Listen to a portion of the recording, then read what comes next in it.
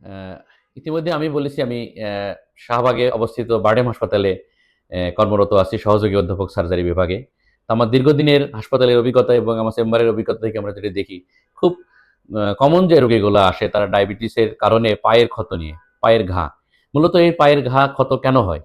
Diabetes রোগীদের আপনারা জানেন শরীরে রক্তে শর্করার পরিমাণ বেশি থাকে এবং খুব কমন তাদের একটা কথা যে পায়ের বোধশক্তি অনুভূতি চলে যায় এবং একসময় পায়ের রক্তনালীগুলো চিকন হয়ে যায়, ওরা পায়ের রক্তনালীর সাপ্লাই বন্ধ হয়ে যায়। তো যখন পায়ের বোধশক্তি অনুভূতি চলে যায়, রোগী যখন হাঁটে, হাঁটাহাঁটি করলে পায়ের তলায় ঘা হয়ে যায়, ক্ষত হয় এবং এটা আর ভালো হতে চায় না। এবং ব্যথা না থাকার কারণে, নিউরোপ্যাথি বলি আমরা এটা, ব্যথা না থাকার কারণে পায়ের ক্ষতটাকে সে বুঝতেও পারে না এবং দিনে, দিনে এত বড় হয়ে যায় যেটা তার চিকিৎসার বাইরে চলে যায়। এই রোগীগুলো সাধারণত খুব কমন আসে। সারা বাংলাদেশ থেকে আমাদের কাছে আসে। তো আমি এইটা দীর্ঘদিন ধরে এটা চিকিৎসা করে যাচ্ছি।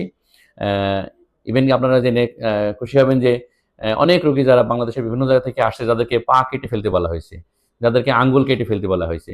আমি আমার অ্যা অ্যা নলেজ দিয়ে এবং নিজে নিজ হাতে সার্ভিস দিয়ে তাদেরকে আঙ্গুল বা পা রক্ষা করতে সক্ষম হয়েছি। এটা আমার জন্য ভালো এবং রোগীর সারা জীবনের জন্য ভালো। একটা মানুষের পা না থাকা মানে পঙ্গু হয়ে যাওয়া। তো এই রোগ মূলত ডায়াবেটিস এবং যারা ধূমপান করে তাদের, যারা পান জর্দা গুল খায় তাদের বেশি হয়ে থাকে। পায়ের বোধশক্তি অনুভূতি কমে যায়, ঘা হলে বুঝে না এবং তারা নিয়মিত ডায়াবেটিস কন্ট্রোল করে না, তাদেরই বেশি হয়।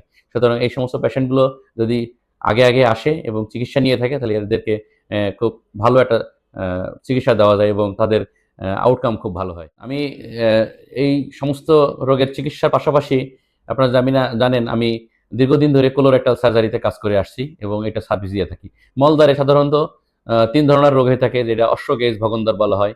এটা বাংলায় বলে, আমরা আমাদের মেডিকেল সায়েন্সে বলি যে অশ্ব-গেজ ভগন্দরের বাংলা হচ্ছে যে আপনার অ্যা পাইলস বা হেমোরয়েডস, ফিশার এবং ফিস্টুলা। অ্যা মলদ্বার এমন একটা সেনসিটিভ জায়গা, এটা মানুষকে সাধারণত বলেও না। কিন্তু দীর্ঘদিন ধরে এই রোগে ভুগতে থাকতে একসময় ক্যান্সার হয়ে যায়। এইজন্য এর অত্যাধুনিক যে চিকিৎসা আছে, আপনার না কেটে আপনার মেশিনের মাধ্যমে লঙ্গ স্টাপলার দিয়ে আমরা এই হেমোরয়েডস বা পাইলসের চিকিৎসা করে থাকি। এজন্য এই চিকিৎসার জন্য যদি এখানে আসেন, এই হাসপাতালে আপনাদেরকে সহযোগিতা করতে পারব। ধন্যবাদ।